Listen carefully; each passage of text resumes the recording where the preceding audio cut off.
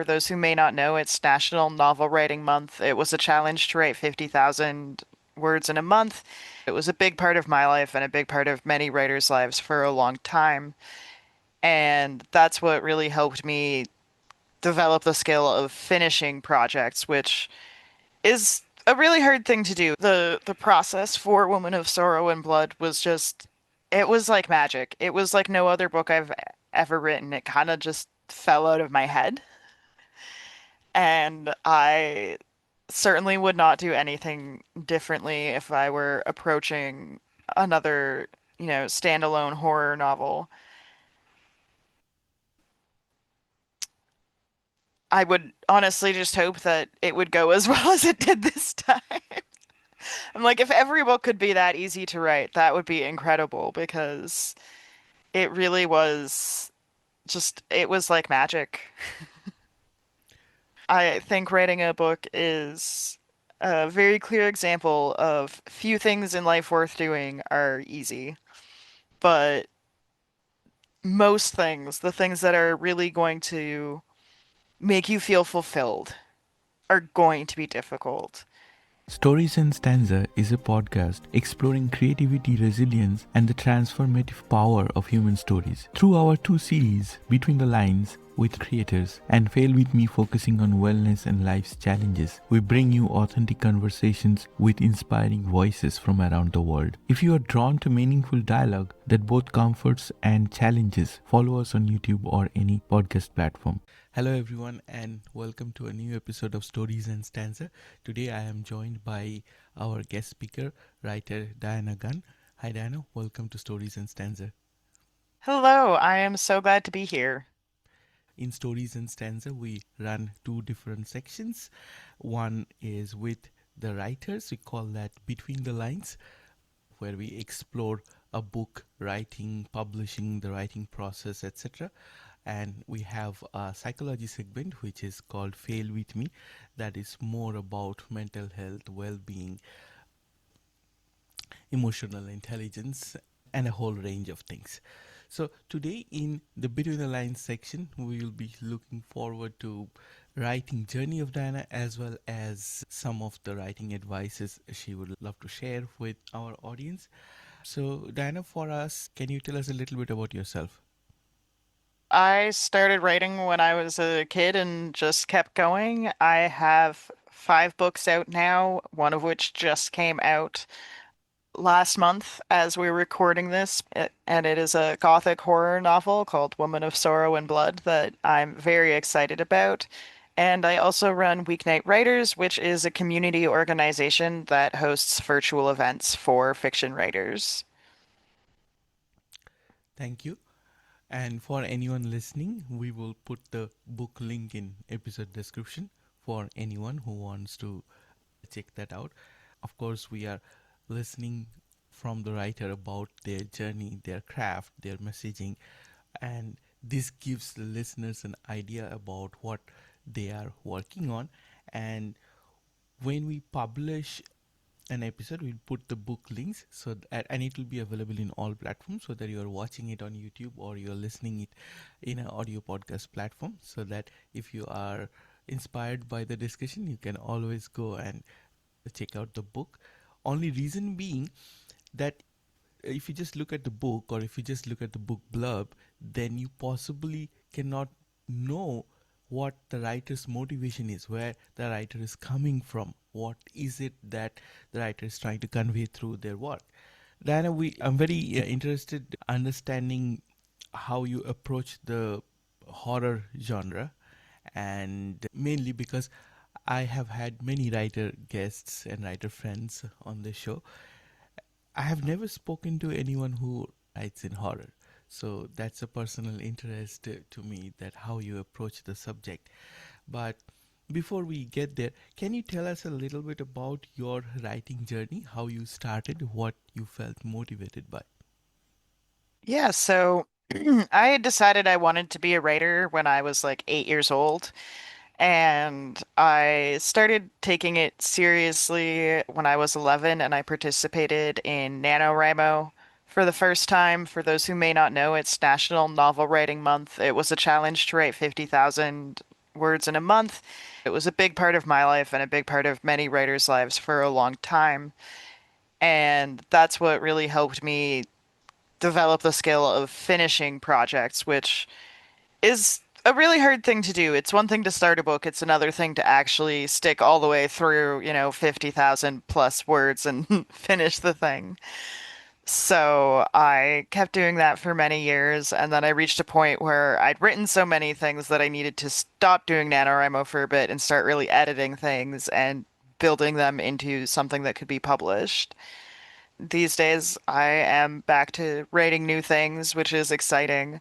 I started with dark fantasy, and now I have branched out into horror for the past 2 years or so. And very, very recently, like in the last few months, I've been getting back into dark fantasy, which is what I'm writing right now. And you mentioned the novel writing month, which is fantastic. I know that a lot of my friends try to participate, or at least, see where they can go with some of their ideas.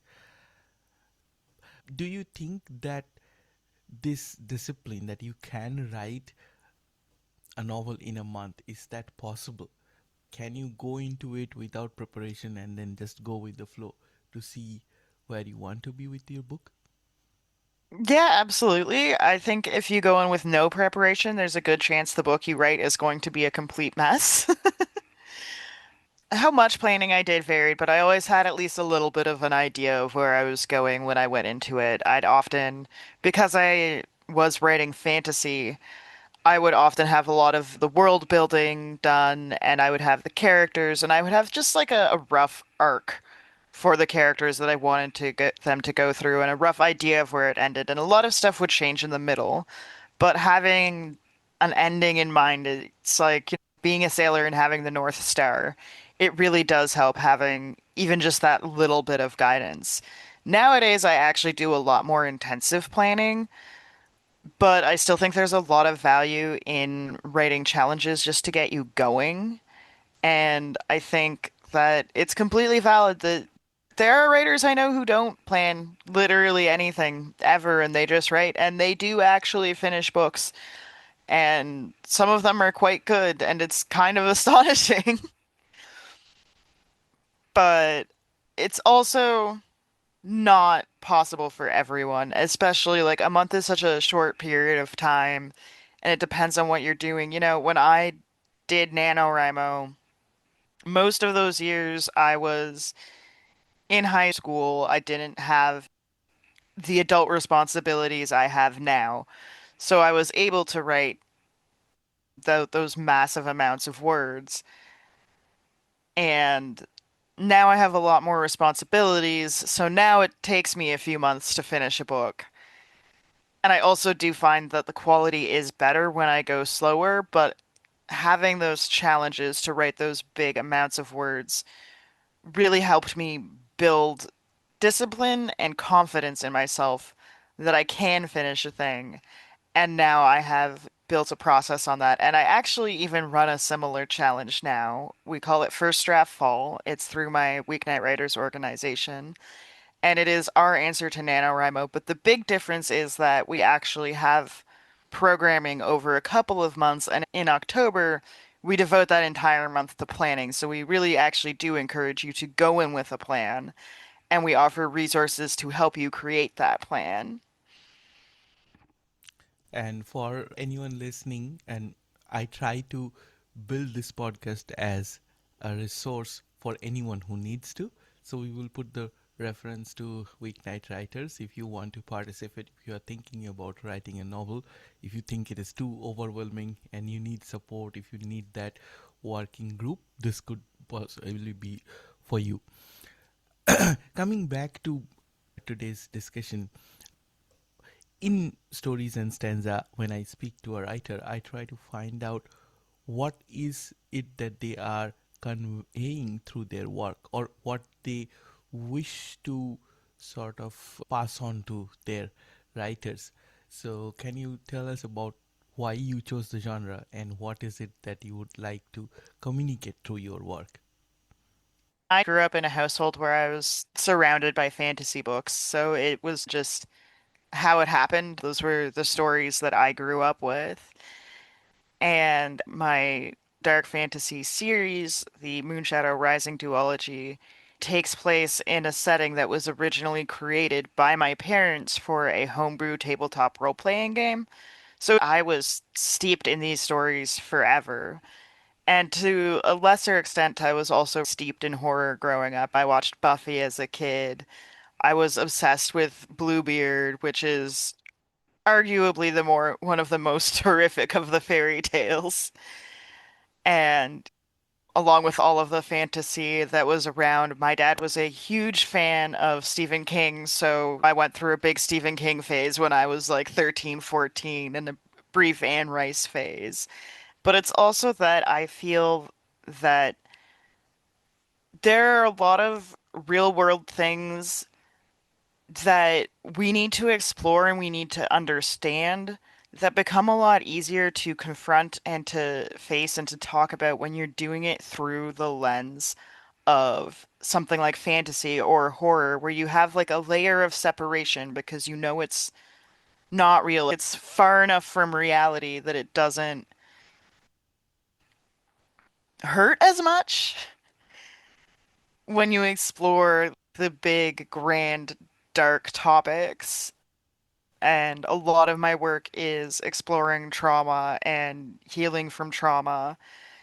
And I think that fantasy and horror are really powerful ways to do that because they give you distance while also they give you physical distance from the thing because it is separate from reality, but they also give you emotional closeness to what the characters are going through and what's happening in the world so that you can really work through these things and you can learn a lot reading that way. And there's really fascinating s studies about empathy and some really interesting scholarly work specifically around horror and horror for women and people who are in marginalized communities who a lot of us live in some level of fear every day. We have these very real fears, and the horror genre, especially, and to some extent darker fantasy, gives us a safe container to explore those feelings and to feel those feelings without actually physically being under threat. That is very unique and wonderful take that overlaying our modern understanding of psychology with this particular genre. Out of interest, can if we look back and if we pick up any classic horror, do you think that they are also layered in a similar kind of a fashion, that they come from a place of trauma or any of stories of oppression and other things? I think there's a ton of that. There's a lot of early horror writers who, when you look at their lives, it seems very clear that they were closeted queer people or that they had these struggles. And you can see it in their work. And even Frankenstein is billed as the first sci-fi, but it's also kind of horror. And Mary Shelley was exploring a lot in that book. There's themes of disability, there's themes of technology and all the awful things that we can do with technology. And getting out of books for a second, one I always like to reference is Alien, which is a space horror, really, at the root of it. And it's the aliens, they burrow inside you like parasites. And what is that if not a metaphor for the horrors of pregnancy gone wrong or unwanted pregnancy? I think there's also even in Dracula, which I read a good chunk of it, and there's some really interesting themes of being the outsider, and there's some really interesting ways that story plays with gender, and that a lot of vampire stories really play with gender and queerness, including, the vampire Lestat. And I don't always know how intentional those are, right? And how much it is just these things, they filter into our writing whether we plan to or not. Tolkien was very famously adamant about not using allegory, and I'm sure he didn't intentionally, but there are certain things that seem like just such clear allegories for the things that he lived through in his life that it's like it's kind of silly to be mad at readers for seeing those themes. Just because you didn't intend it to be a theme doesn't mean it didn't happen.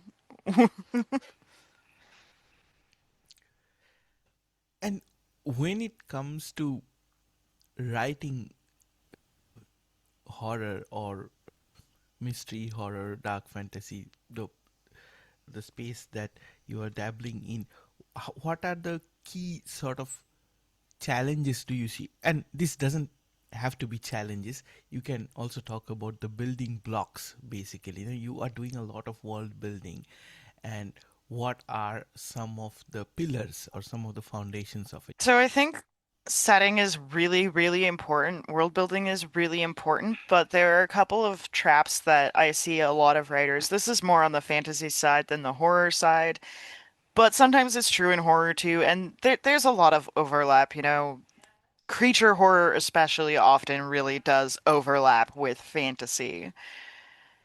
And I think the biggest traps that I see writers fall into are over explaining everything about their world, which does work for some readers, but it doesn't work for all stories. And sometimes the world building gets in the way of the story. And the other thing I see is kind of the opposite, where people don't do enough world building. And so it feels really inconsistent. And inconsistency can be really interesting in world building when it's done on purpose. But when it's just because you haven't put in the work, it can be really distracting. And then now we can sort of start thinking about your book. We can focus our discussion on your recent book next. And in this area, what I request my guests is, if, of course, first please tell us a little bit about the book, what the book is called, and what the book is based upon. And then, if you could read something from the book, it could be anything of your choice, so that our listeners today can get an idea of what we are talking about. Yeah, so Woman of Sorrow and Blood is a gothic horror. It's also a vampire book. I've long been obsessed with vampires. I also, I do big fantasy series and I wanted to just write something that was self-contained. So, Woman of Sorrow and Blood was my answer to that, and it is the story of a young woman who has been raised in a cult, and the head of the cult, who is also the god of the cult, Night Father, he invites her to his home to potentially marry him. And when she gets there, things aren't really what she expected. There's a lot of ominous stuff going on, and she slowly unravels the truth behind Nightfather and the fact that he is not actually a god, he is a monster, and that sometimes the things you are promised are not actually gifts, but traps designed to keep you in a gilded cage. And along the way, Alma falls for her instead of Nightfather, who she originally came here to be with.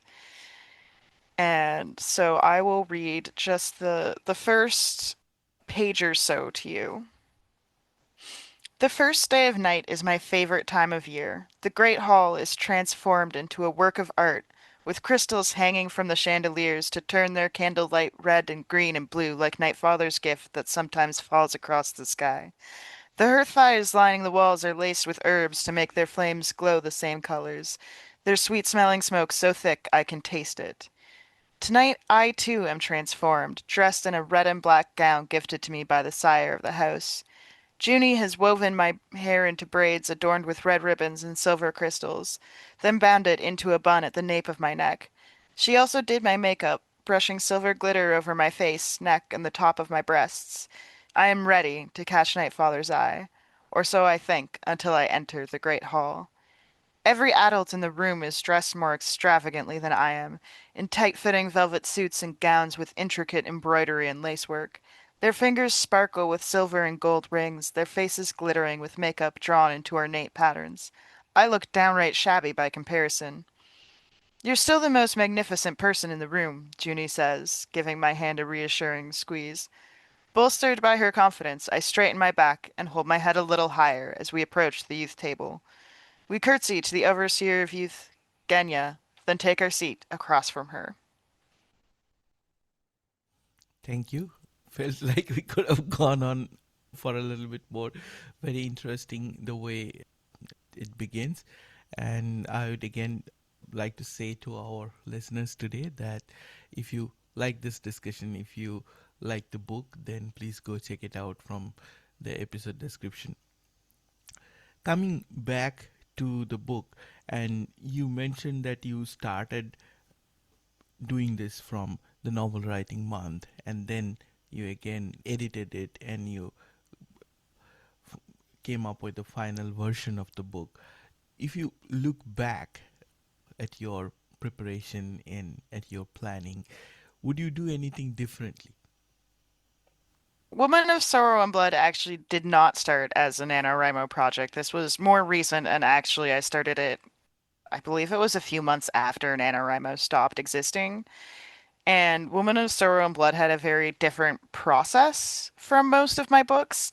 For starters, it was actually inspired by the cover art, which was gifted to me by a friend. And so I started with the character, the woman on the cover, who is in this gorgeous red dress and staring at a rose, and she just has this air of sadness.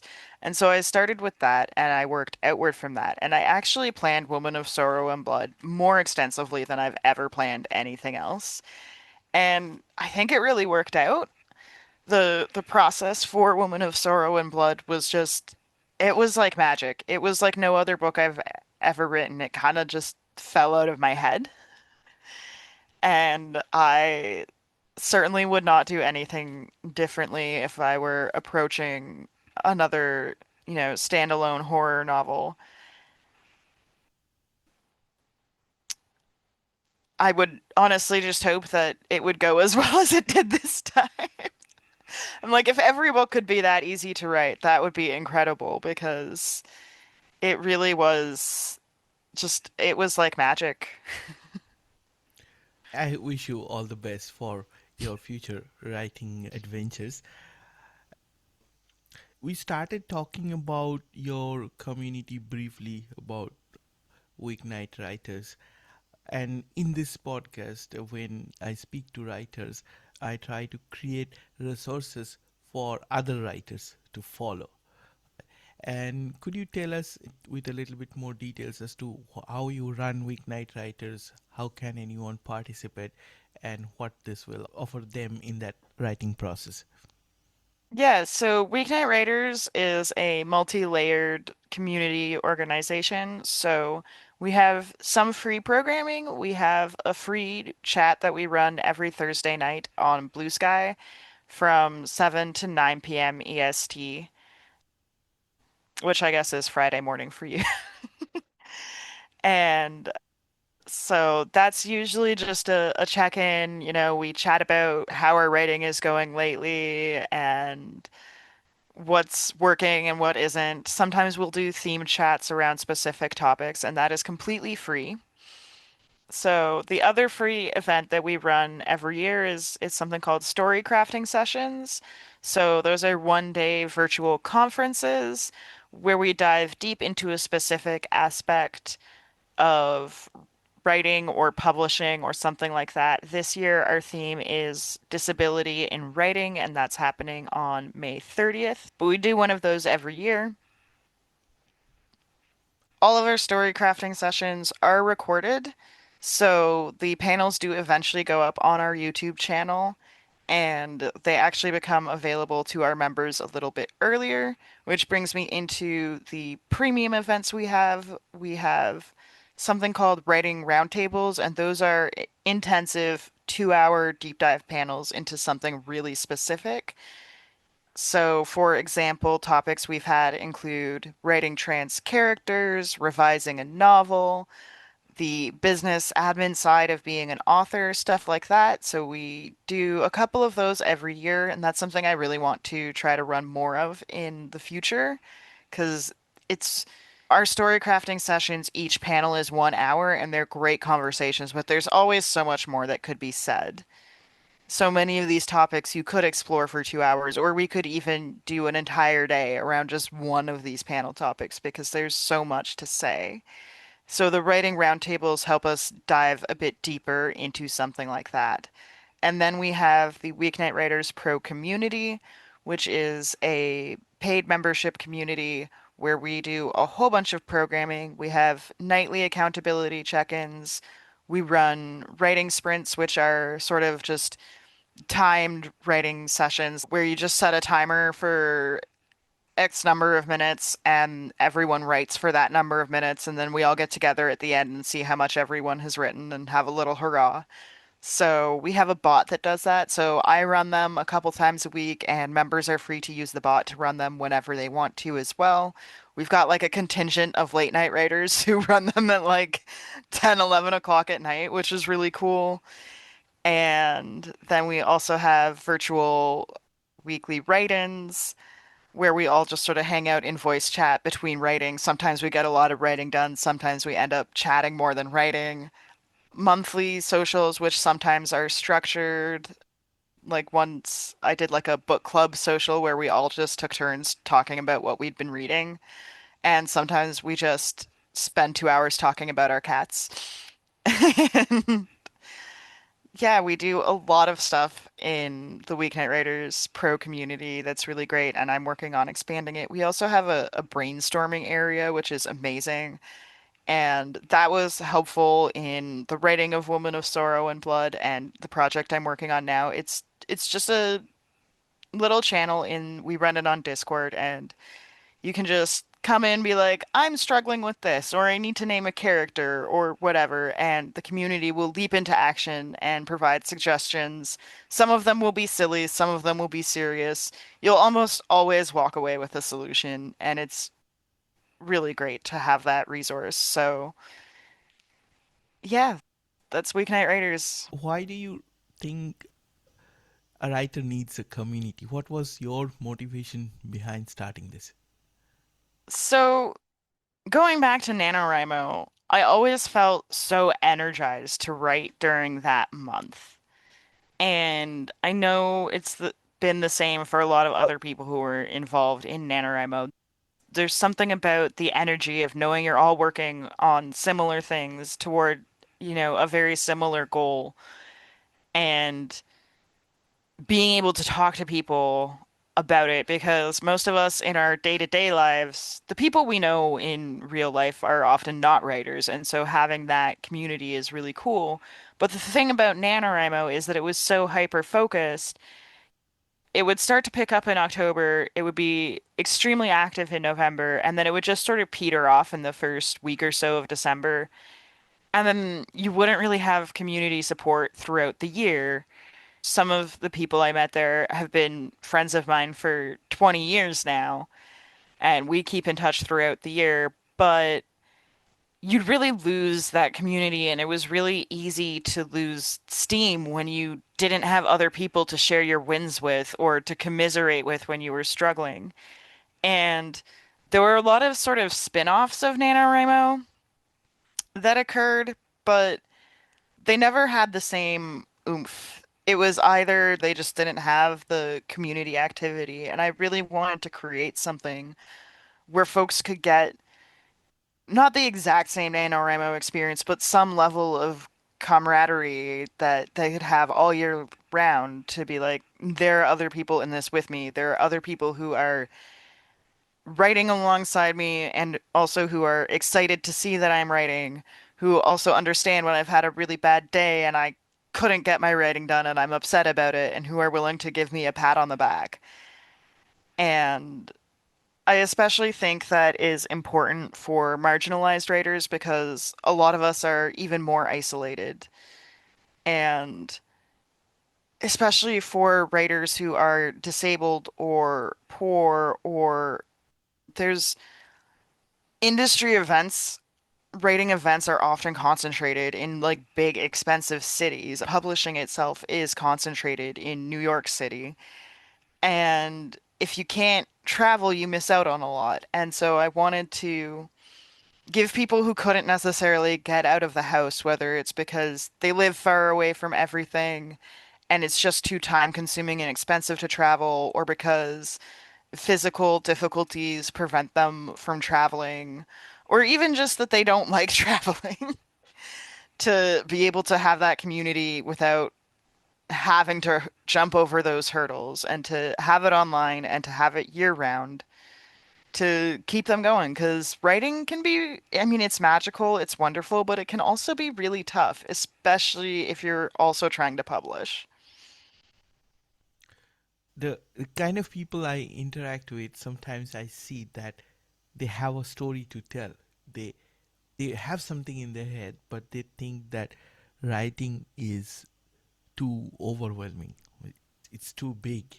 It's something that, with from an idea to the finished book, that there are a lot of processes, disciplines, editing, and if someone who is not across all the different pillars, and it's not like everyone starts with that experience, with that knowledge.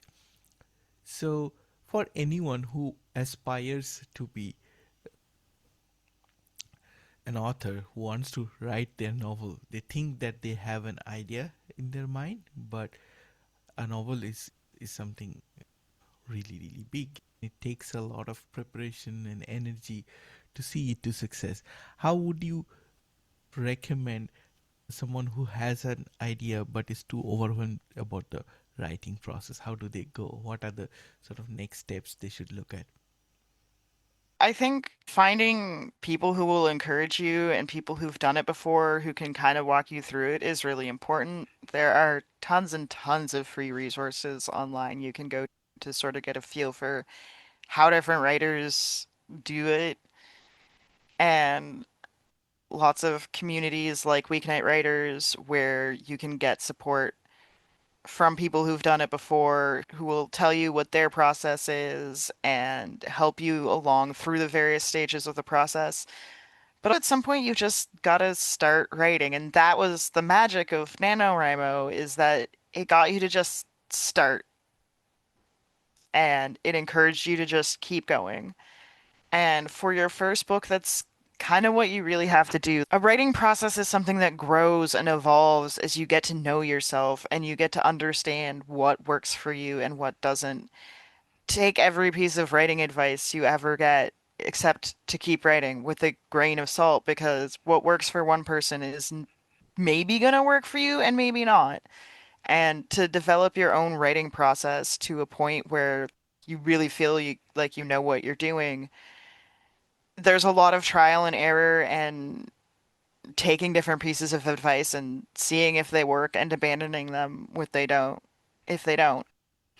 Along with Weeknight Writers, I really recommend folks check out DIY MFA, which is there's a website and there's a book, and it walks you through how to build that writing process and how to use the process of iteration to slowly but surely create something that works for you. Now, I've also found that every book I've ever written has been different, so your process is almost certainly going to change between projects and over time. But you can use that strategy of iteration where you just change one thing at a time for a few weeks and you see how it goes to at least create an overarching process and figure out basic things like, oh, this is the best time of day for me to write. This is when I feel most creative. Working in this space or with this program is really helpful for me. And yeah, that experiment sounds daunting, but you just got to do it. I think writing a book is a very clear example of few things in life worth doing are easy, but most things, the things that are really going to make you feel fulfilled, are going to be difficult. And novel writing absolutely is difficult, but it's also wonderful. And yeah, just get started, be willing to experiment, find some people who can walk you through experiments and guide you through what they have done before and what might work for you, and do the thing. Before starting the actual writing process, it can seem daunting, but then with the right level of support and the mechanism that works very differently for every creator, if you find your path, then I'm sure it would work for anyone who wants to share a story.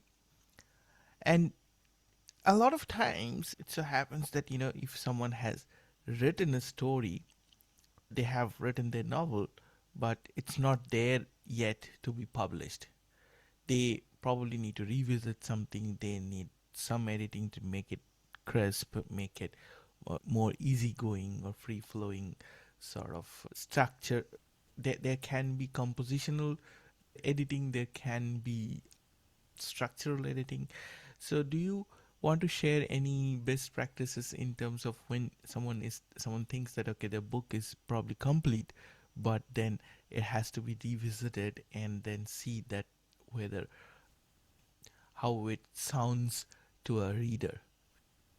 Like it can be a great story, but if it is too big or if it has references that it doesn't need, how does that writing process and making a story from a draft to a published book, what are some of the challenges? Yeah, I was gonna say, careful, you're working into whole new episode territory. But if I could give the Cliff's Notes, the first three things I'd suggest. First, every story needs editing, but you also don't know what it is when you're in it. Often you'll get to the end and you'll have like some notes about things that you would kind of like to change when you rewrite, especially if you haven't really planned it meticulously and things have changed during the writing process. You've been in it for so long, you need to take a break. Even if it's just a couple of weeks. Personally, I usually like to take longer. My thing is because I've always got a bajillion ideas, I just write the next thing and then I come back to it, to the thing that I've finished after I finish writing the next thing, and then I edit that because that time away is so helpful. You take 2 to 6 weeks away from it, and then you come back, you see it with fresh eyes, you read it all the way through in one go like a reader would, and you see it in a different way. I also really encourage people to do that in a different setting. So, like, you can change the file format, you can move it onto a different device and sit in a different room, and that will also help your brain see it differently. That's really helpful for doing that first round of edits. And I think pretty much always you're gonna want to do one round yourself, just with your own thoughts about how you feel differently about it that first time. You might want to reach out to members of your community. If you're like waffling on changing certain things, that's where something like the brainstorming channel in Weeknight Writers comes in really handy because you can be like, I'm thinking about changing this thing, but maybe I'm overthinking it. And folks can sort of help you figure out if the thing does need to change and how the thing needs to change. And then once you've done that first edit, you may realize that actually you need to do another run through before you send it to anyone. But then the second thing you're going to want to do is you're going to want to find a beta reader who you can send it to. Someone who will give you, I mean, there's no such thing as truly objective advice, but someone who has distance from it, who can read it from the perspective of a reader and tell you if it's working or not. Different people define beta reading in different ways, but that's sort of like the more structural focus. And then sometimes you might need to go through a couple rounds of beta readers, especially if it is your first time writing a book. And you might even want to hire a developmental editor if you're really feeling iffy about the book's structure. But eventually, as you get better with it, you will need only one round of beta readers and you'll feel more confident doing it on your own. And also, if you're going through traditional publishing, they will hire a developmental editor for you. So that's something you really want to go through. And then always, always, always have a proofreader. I don't care how clean your prose is. By the time you get to the stage where you've written the thing, you've done at least one round of edits based on your own notes, one round of edits based on beta reader notes, potentially also a developmental editor round. You've spent so long staring at that thing, you need outside eyes. You can read it out loud to get another different perspective, and you will catch a lot of errors that way, but you really need someone else to proofread it for you. And finally, just know that no matter how many rounds of edits it goes through, there will be a typo that makes it into the published book. It always happens. So I think writer's block is a symptom. The way that when you have a cough, it is a symptom of having a cold or a flu. And what it's a symptom of is different every time. So sometimes it is creative burnout, sometimes it is depression, or it is general burnout from things that are going on in your life. And sometimes it's that there's something wrong with the story or with the scene or a character, something that's not clicking, not going the way it's intended. So what works for me is actually I have a whole journaling process that I use to figure out what is causing the writer's block. And once I know what the cause is, then I can actually figure out what the solution is. Is the solution that I need to rest? Is the solution that I need to change how I'm approaching a scene or a storyline or a character?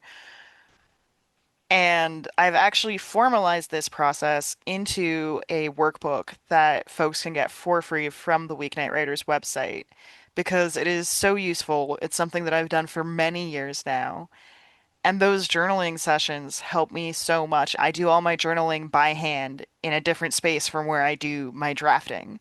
So it triggers my brain in a different way and helps me look at the story through a different lens. And it doesn't work every single time, but I'd say 9 times out of 10, it's just one journaling session and I figure out what's causing the problem and then I figure out how to fix it almost naturally just by figuring out what the cause was. We will put all the references in our episode descriptions so that anyone interested they can join Weeknight Writers and avail those resources.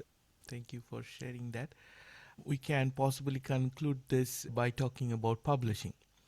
So until now we were talking about the writing process, the preparation, editing, all of it.